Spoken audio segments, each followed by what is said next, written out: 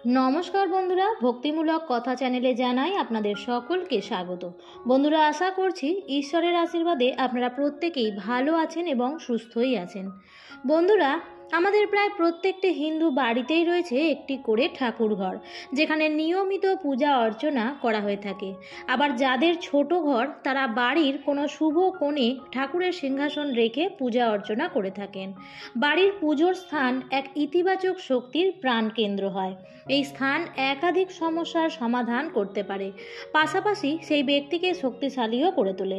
তবে শুধু বাড়িতেই নয়, ব্যবসা স্থলে, কর্মস্থলেও দেবদেবীদের মূর্তি রেখে পুজো করা হয়ে থাকে। কিন্তু পুজোর কিছু নিয়ম কানুনও থাকে, যেগুলি অনেকেই জানেন না।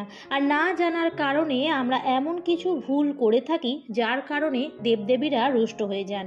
আজকের ভিডিওতে আমি এমন কিছু কাজের কথা বলবো, যা কোনো বাড়ির ঠাকুর ঘরে বা যে কোনো পুজোর জায়গায় যদি করা হয়, তাহলে সেখানে দেবীর লক্ষ্মী অধিষ্ঠান করেন না। কি সেই ভুলগুলি, তা জানার জন্য ভিডিওটি শেষ পর্যন্ত দেখুন আর ভুলগুলি করা থেকে বিরত থাকুন। মা লক্ষ্মীর আশীর্বাদ সদা সর্বদাই আপনাদের সাথেই থাকবে। এবং ভিডিওটি দেখার পর যদি ভালো লাগে, তাহলে অবশ্যই ভিডিওটিতে লাইক করবেন এবং কমেন্টসে লিখবেন জয় মা লক্ষ্মীর জয়। এবং বন্ধুরা, ভিডিওটি শেয়ার করে দেবেন আপনাদের নিকট আত্মীয় স্বজন এবং বন্ধু বান্ধবদের সাথে।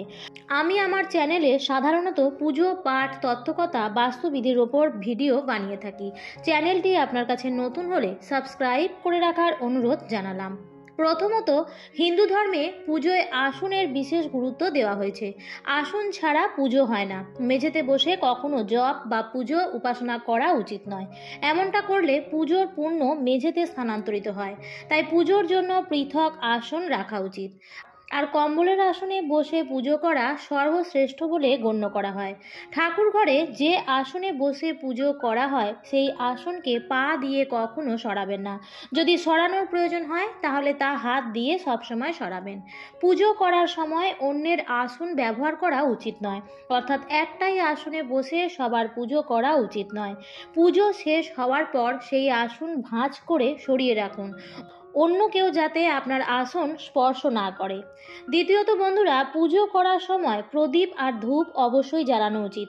এটা খেয়াল রাখবেন, পুজোর সময় প্রদীপ যেন কখনোই নিভে না যায়।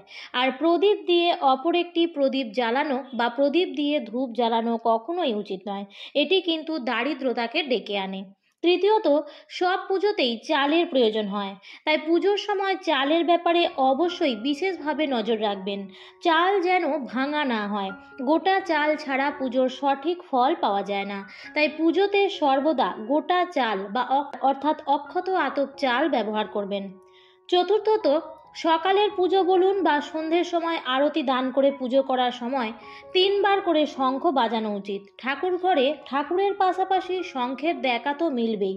যে কোনো শুভ কাজ শঙ্খ বাজিয়েই শুরু হয়। শুধু তাই নয়, শাস্ত্র অনুসারে শঙ্খের খোলে রয়েছেন দেবদেবীদের অধিবাস। তাই ঠাকুর ঘরে অবশ্যই শঙ্খ রাখা উচিত। তবে অনেকেরই মনে হতে পারে যে বাড়িতে একসঙ্গে কতগুলো শঙ্খ রাখা যেতে পারে। ঠাকুর ঘরে 2টি শঙ্খ রাখা উচিত। একটি শঙ্খ পূজায় ব্যবহার করা হয় এবং অন্য শঙ্খটি বাজানোর জন্য ব্যবহার করা হয়। জল শঙ্খের মধ্যে নিয়ম মেনে রাতে জল ভরে রাখা উচিত এবং সকালে সেই জল সারা ঘরে ছিটিয়ে দেওয়া উচিত। কথিত আছে যে এমনটি করলে বাস্তু দোষ থেকে মুক্তি পাওয়া যায়। পঞ্চমত বন্ধুরা, পুজোর সময় বিশেষ করে কোনো ঠাকুরকে স্নান অভিষেক করানোর সময় দুধ, দই, ঘি এগুলোর প্রয়োজন পড়ে। তাই বন্ধুরা, পুজোতে দুধ, দই, জল বা ঘি ব্যবহার করা হলে এটা খেয়াল রাখবেন, এতে যেন আঙুল না লাগে।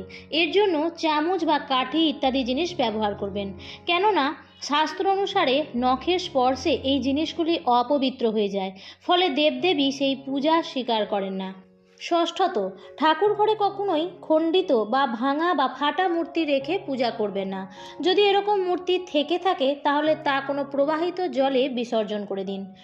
সপ্তমত বন্ধুরা, পুজোর সময় আমরা প্রত্যেকেই প্রদীপ জ্বালিয়ে থাকি। প্রদীপ জ্বালানোর সময় বিশেষভাবে খেয়াল রাখবেন যে সেই প্রদীপ যেন ভাঙা না হয়। আর দু ধরনের প্রদীপ আমরা জ্বালিয়ে থাকি, একটি তেলের প্রদীপ আর একটি ঘিয়ের প্রদীপ। তবে আপনি যদি ঘিয়ের প্রদীপ জ্বালান তাহলে প্রদীপটিকে ঠাকুরের সামনে যেখানে আপনি বসে রয়েছেন তার বাঁ দিকে জ্বালুন। আর ঘিয়ের প্রদীপ জ্বালানোর সময় সেই প্রদীপে সাদা বাতি ব্যবহার করবেন। আর তেল দিয়ে প্রদীপ জ্বালালে লাল বাতি ব্যবহার করবেন। আর ঠাকুরের সামনে যেখানে আপনি বসে আছেন তার ডান দিকে রাখবেন। তা না হলে যেখানে সেখানে রাখলে মা লক্ষ্মীর কৃপা থেকে আপনি বঞ্চিত হবেন। অষ্টমত বন্ধুরা, বাসি ফুল যেন ঠাকুর ঘরে বেশি দিন ধরে না পড়ে থাকে, সেটি বিশেষভাবে খেয়াল রাখবেন। যদি তা থাকে তাহলে তা দ্রুত সরিয়ে ফেলুন। বাসি ফুল বলতে আমি এখানে বোঝাতে চেয়েছি যে ঠাকুরকে আমরা সকালবেলায় পুজো করার সময় যে ফুল নিবেদন করি সেই ফুলগুলি সন্ধে দেওয়ার পর তুলে নেওয়া উচিত। অনেক সময় কোনো মালা ঠাকুরকে নিবেদন করা হলে সেই মালাটি তাজা থাকার কারণে আমরা হয়তো তুলি না, এটা করা উচিত নয়। সকালের নিবেদন করা ফুল হোক বা মালা সব কিছুই সন্ধ্যের পর তুলে নেওয়া উচিত। আর সন্ধ্যের সময় নিবেদন করা ফুল বা মালা তা পরের দিন সকালবেলাতেই তুলে নেওয়া উচিত।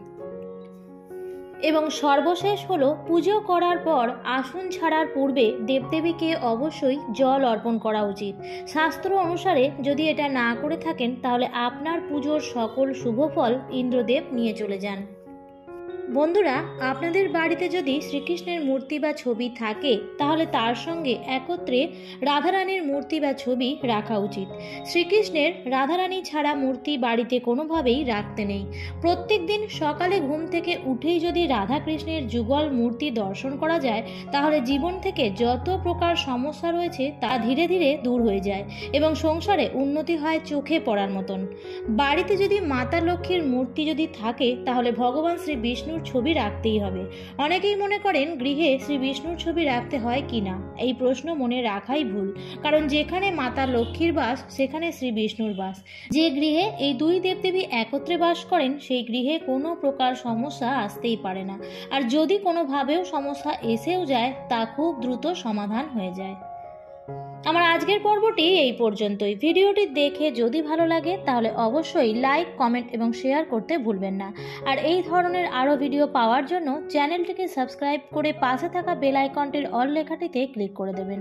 আবারও দেখা হবে পরবর্তী নতুন কোনো ভিডিওতে।